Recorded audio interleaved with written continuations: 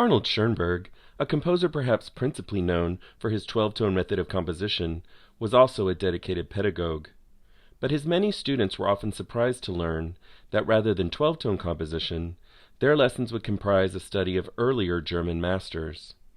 As he once responded to a request to give lessons to a young composer, "I want to avoid disappointment, because I do not teach to compose modern music, but only music." Near the end of his life, however, Schoenberg had a change of heart about the role the 12-tone method should play in his teaching. In May 1951, he received a letter from the British composer and musicologist Humphrey Searle. A collection of 15 of Schoenberg's essays, called Style and Idea, had been released the previous year, and Searle had been asked to speak about the book on the BBC radio program Music Magazine. The producers of the program had received several inquiries about the book, and they were anxious to get Schoenberg to record a talk in Los Angeles that could then be broadcast over the BBC. While Searle and his colleagues were thinking of radio, Schoenberg had another medium in mind: television. In fact, we know from Dika Newland's published diaries that Schoenberg loved television. In an entry from summer 1950, Newland wrote, "Typical of many intellectuals at this period, he talked grandly about having bought it for the children. However, no one was more enthralled than he, as we sat in front of Hopalong Cassidy with our TV trays in our laps." Schoenberg wrote back to Searle on May 25, 1951, "Your message that the BBC will ask me for a lecture to be spoken on a tape has suggested to me at once a subject: advice for beginners in composition with 12 tones. Unfortunately, when I conceived this idea, I had forgotten that television is not so general in use in England than in America." It seems that Schoenberg was planning to include several musical examples, and he knew that during a radio broadcast, listeners would only be able to identify these by ear, whereas on television, the examples could also be identified by eye. Thus, he offered a solution. There would still be a possibility to print the examples if the BBC can distribute them to the radio audience in time.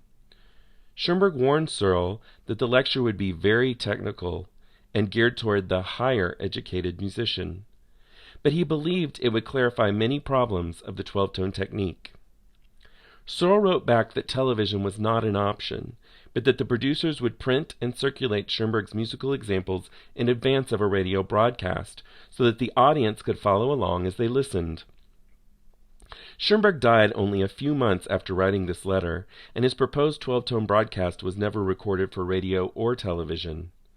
But we know that he was quite serious about this project, for he took the time, even though he had problems with his eyesight, to type out a script and compose the accompanying musical examples that would have formed the basis of his broadcast.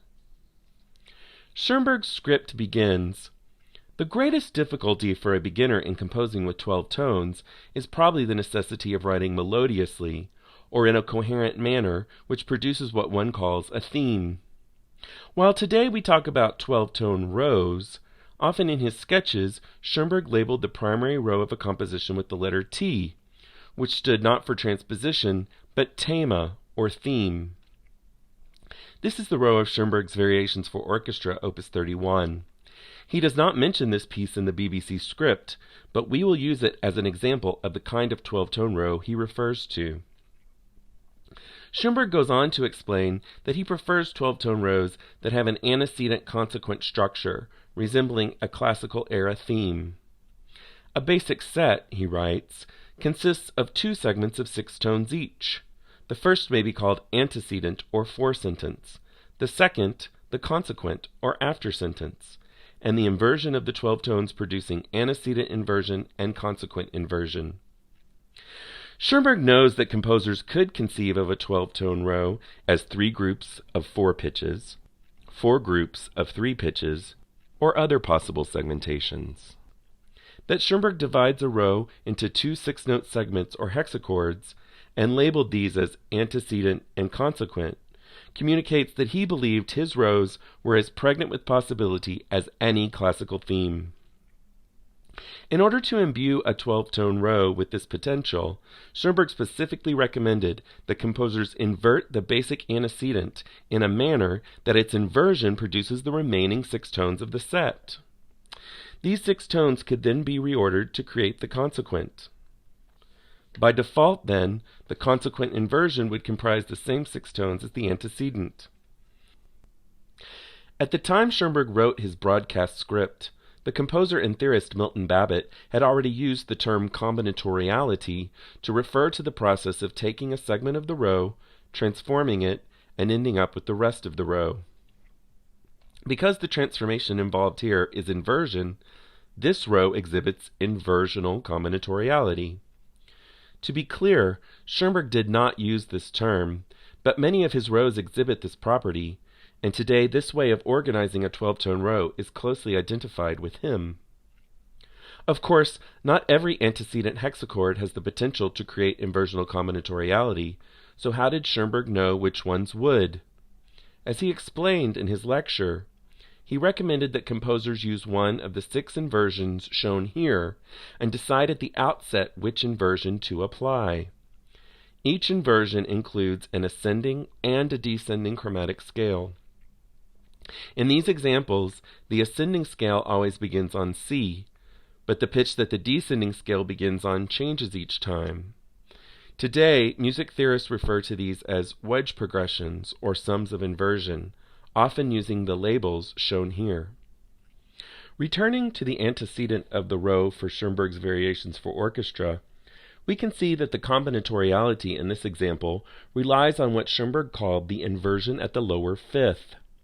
Here, C and F, the pitch that is a fifth below, are inversional partners, as are C sharp and E, etc. Schoenberg begins the antecedent with B flat, which necessitates that the antecedent inversion begins on G. The next pitch is E, which requires C sharp in the inversion, followed by F sharp and B, D sharp and D, F and C, and A flat. Schoenberg then reorders the pitches of the antecedent inversion to create the consequent, and voila, an inversionally combinatorial 12-tone row. Schoenberg's broadcast script continues with 2 examples that demonstrate how composers can go wrong. In his example 7, based on the inversion in example 1, the partner pitches A and D both appear in the antecedent, and thus, as Schoenberg shows, they will both appear in the consequent. The problem with the result is that the row will consist of only 10 tones instead of 12. Even worse, Schoenberg writes, is his example 8, based on the inversion in example 4. Here, 2 sets of partner pitches appear in the antecedent, C and F, and A flat and A, resulting in only 8 pitches instead of 12. Schoenberg suggests this antecedent is beyond repair, and even though one might try, it wouldn't be possible to fix the great number of shortcomings. But Schoenberg is quick to point out that simply keeping inversional pitch pairs in separate hexachords, like here in example 9, may not guarantee that the row will be very useful. Why not? Because, Schoenberg tells us, in spite of some regularity, a row must also contain enough differences. This hexachord has 5 leaps and no scalewise motion, and, Schoenberg notes, too many of the same kinds of leaps. In other words, it is not enough that a hexachord be combinatorial. The composer must also order the pitches in a way that maximizes intervallic variety in order to avoid monotony, resulting in a proper 12-tone theme. Schoenberg's typescript breaks off at this point, and there is no text to accompany his last 2 examples. It is impossible to know what lessons he wanted to teach with these examples, but here are a couple of suggestions.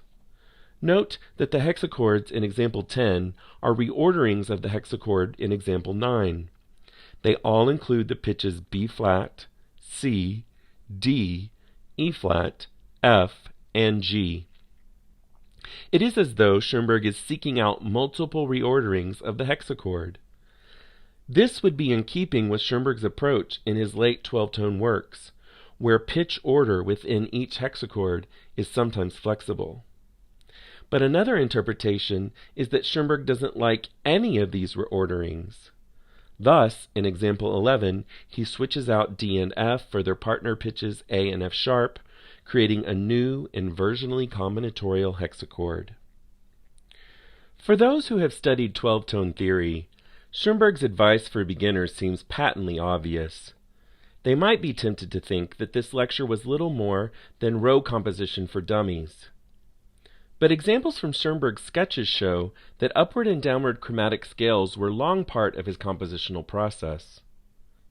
And in this particular document, unfortunately undated, Schoenberg lays down rules for creating an inversionally combinatorial row with inversion at the lower fifth, noting that if the first note of the chromatic scale was in one half of the row, then the sixth note could not appear in that same half, and the same is true for the second and fifth notes, and third and fourth. The point is, what Schoenberg was planning to teach in his Advice for Beginners broadcast is not some pedagogical simplification, but a faithful representation of his own compositional process. Today it may be difficult to remember or realize that in 1951, even some of Schoenberg's most ardent supporters did not understand how important combinatoriality was, or even how it was achieved. We will never know what effect Schoenberg's 12-tone broadcast would have had on the study, composition, and reception of 12-tone music. But whether or not you consider yourself a beginner in 12-tone composition, I hope this video has encouraged you to learn more about Schoenberg's compositional process and to think more deeply about his music.